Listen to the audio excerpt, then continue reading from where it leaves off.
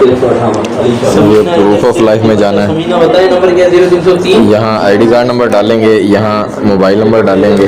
जैसे कि ये मोबाइल नंबर है, यहाँ इंटर करेंगे। उसके बाद ये ऑप्शन सेलेक्ट करेंगे, फिर यहाँ proof of life, ID card दीजिएगा। नंबर बताएं आईडी कार्ड का। 32 304 800 1909-4।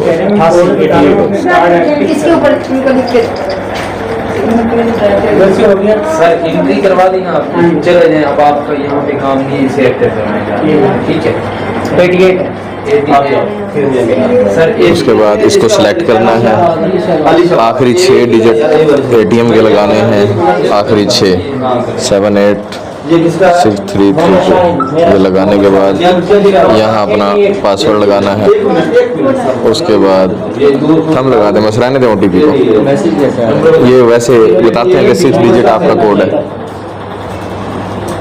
मिल के जाएं, ऐसे नहीं जाना। ATM नंबर शायद ये लो, उसे एक्टिवेट करो।